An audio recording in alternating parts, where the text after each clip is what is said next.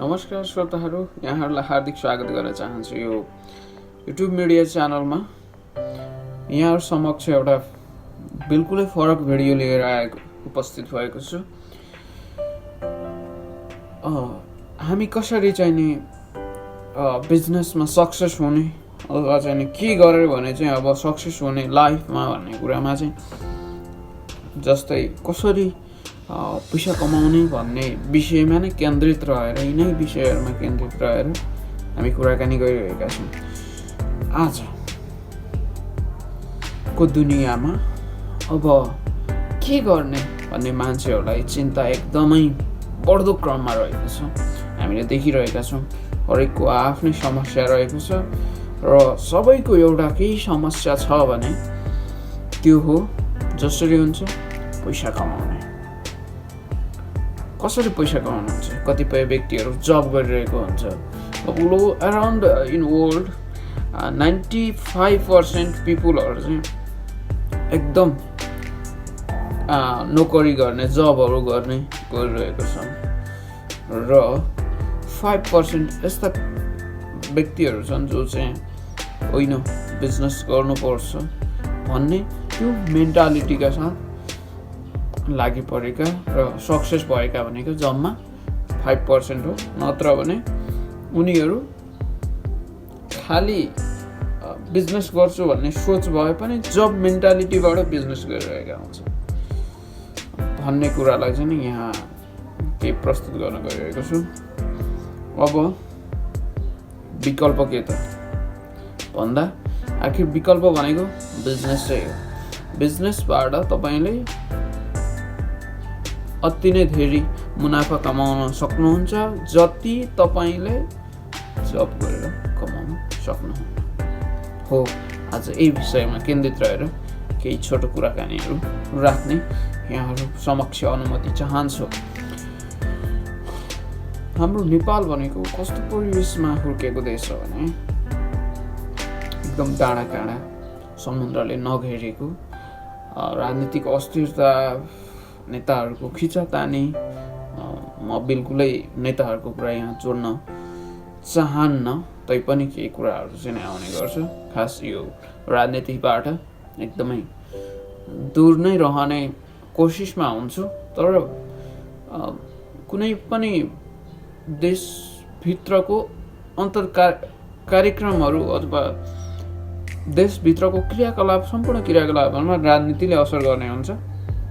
बिजनेसमा पनि यसको प्रत्यक्ष असरहरू परिरहेको हुन्छ।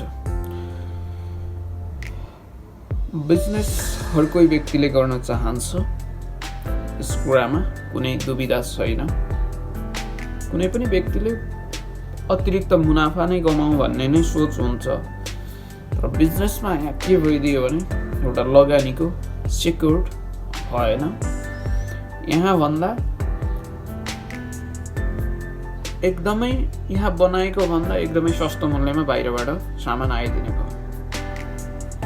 उद्योग धन्दा खरिद गरेर लिएर आऊ, त्यसको कच्चा पदार्थहरू खोज, त्यसपछि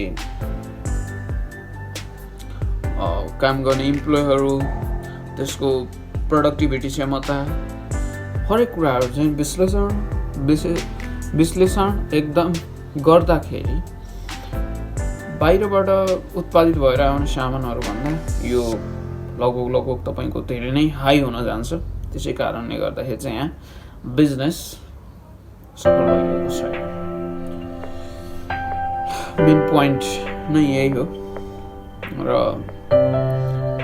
भन्सार कर होइन, सबै यो समुद्रले नजोडिएको देश भएको हुनाले भन्सार करहरूले नै एकदमै बढी त्यहाँ ट्याक्सहरू, विभिन्न ट्याक्सहरूले गर्दाखेरि चाहिँ नि अब त्यो एकदम सस्तोमा सामान उपलब्ध गराउन सक्दैन बिजनेसम्यानहरूले, जसको प्रत्यक्ष असर सम्पूर्ण देशलाई नै पर्न जान्छ। यही एउटा अर्को कुरा छ,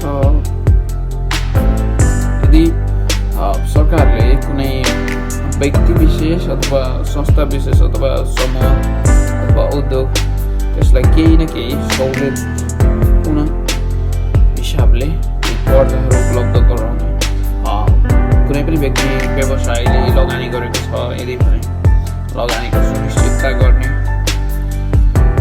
होइन उसलाई चाहिँ सेक्युर्ड गर्ने व्यवसायहरूलाई साथ दिने विशेष गरी हो यस्तो गर्न सकेमा एकदमै उद्योग धन्दा कारखानाहरू बढ्न जान्छ र देशको विकास हुने हो। देशको विकास सँगसँगै नागरिकको पनि जीवनस्तर उकासिने हुन्छ उनीहरूको स्ट्यान्डर्ड हाई हुने गर्दछ। यसको रह्यो यो त सोल्युसन्स। अब बिजनेस कसरी गरिन्छ भन्ने कुरामा केही चर्चा परिचर्चा छलफल गरौँ। हाम्रो यो किसिमको बजार छ कि कुनै व्यक्तिले एउटा दुध डेरी सञ्चालन गर्यो उसले त्यहाँबाट चाहिँ मुनाफा गरिरहेको छ यदि भने त्यहाँ अर्को पनि डेरी थपिदिनु यसको चल्यो डेरी लगायो एउटा किराना पसल थप्यो किराना पसल चल्यो अर्को थप्यो यो विभिन्न किसिमका बजारमा अस्वस्थ प्रतिस्पर्धाहरू एकदमै रहेको छ। कुनै पनि अन्डा पसल अन्डा डिलर एउटा थपियो भने ल यो चल्ने रहेछ त्यो थपियो। यस्ता कुनै फिट जिम हल यदि कतै थपियो भने ल जिम हल। मैले यो नेपालमा अब विभिन्न ठाउँमा मैले देखेको छु कुनै पनि व्यवसाय यदि छ भने त्यसको अगाडि पछाडि दायाँमा त्यही किसिमका व्यापारहरू सञ्चालन गरिएको देख्छु। यो एकदमै गलत प्रणाली हो। यो एकदम सिस्टम गलत भयो किनभने कुनै पनि केही फरक रहनुपर्छ। कुनै किराना पसल छ यदि भने किराना पसलको ठाउँमा डेरी हुनसक्छ अथवा अन्डा डिलरहरू हुनसक्छ अथवा अरू केही व्यवसायहरू हुनसक्छ जस्तै फलफुल पसलहरू हुनसक्छ तरकारी पसलहरू हुनसक्छ। यी विभिन्न किसिमको पसलहरूलाई क्याटेगोराइजको रूपमा राख्नुपर्छ अनि यो एउटा बिजनेसको सिद्धान्त हो। एउटा बजारमा अलग अलग पसलहरू हुनुपर्छ एउटै पसल दोहोऱ्याएर यो किसिमको भयो भनेदेखि तपाईँको किराना पसलकोमा सामान डेरीको मान्छे लिन आउँछ अथवा अरू कुनै दोकानको केही फरक फलफुल दोकानहरू आउन सक्छ तरकारी दोकानहरू आउन सक्छ। अब त्यो किराना पसलको लागि दुध दही घिउ मही केही चाहिएको छ भने डेरी पसल जान सक्छ। उसलाई तरकारी चाहिएको छ भने तरकारी पसल जान सक्छ फलफुल चाहिएको छ भने फलफुल पसल जान सक्छ होइन। यदि त्यो व्यापारी फिटनेस सम्बन्धी एउटा केही सुझाउ छ एक्सर्साइज सम्बन्धी भने मर्निङमा फिटनेस जान सक्छ बिहानै जुन पसल खोल्नुभन्दा अगाडि जान सक्छ। यसरी यो तरिकाले हामीले बिजनेस गर्नु पर्दछ त्यो सिद्धान्त अनुसार जान पर्दछ। यदि बिजनेसलाई बढाउनु छ भने कतिपय ठाउँमा देखेको छु एउटा किरानाको अगाडि फलफुल पनि छ तरकारी पनि छ हरेक कुरा कुनै मजा भयो नजिकको व्यापारीलाई पनि असर गर्यो। मानव कसैको छुट्टै अलग पसल छ भने पनि चलेको छ मेरो यो लगाइदियो यो सिस्टमले गर्दा केही राम्रो हुन सकिरहेको छैन। राम्रो व्यापार हुन सकेको छैन व्यापार प्रविधिकरण हुन सकेको छैन। यो एकदमै गलत कदम हुन सक्छ।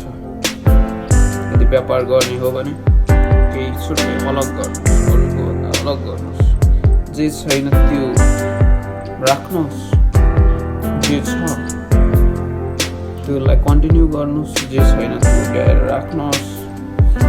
यसरी व्यापार त्यति हुने हो। व्यापारको सिद्धान्त यही नै। त्यसै कारणले गर्दाखेरि अहिले कसैको देखेर उसको कपी नक्कल गर्ने भन्दा नयाँ क्रिएसन गर्नुहोस्। क्रिएसन गरेर आफ्नो क्रिएसनलाई मोनोपोली क्रिएट गर्नुहोस्, जो अरूकोभन्दा अलग छ के अलग गर्नुहोस्।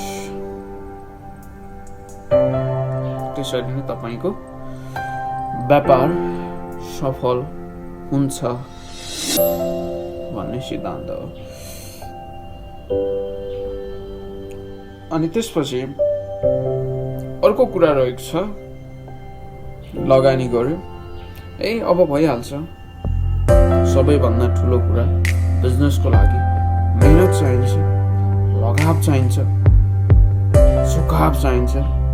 मात्र बिजनेसको लागि नभएर सम्पूर्ण कुराको लागि लगाव चाहियो, झुकाव चाहियो, मेहनत, परिश्रम। त्यसपछि मात्र प्रतिफल पाइने हुन्छ। त्यसै कारणले मेहनत गर्नुहोस्, गर्न सक्छु। They can, I can. They can do, I can do. I will do. Yes. यो पावर एकदमै जरुरी हुन्छ र यसलाई बचाइराख्न पनि यहाँहरूलाई अनुरोध गर्न चाहन्छु। यति भने अर्को भिडियोमा केही नयाँ नौलो कुराहरू पनि प्रस्तुत गर्नेछु। यहाँहरूलाई प्रतीक्षा गर्न अनुरोध गर्न चाहन्छु। नमस्ते। For more videos, like, share and subscribe the channel.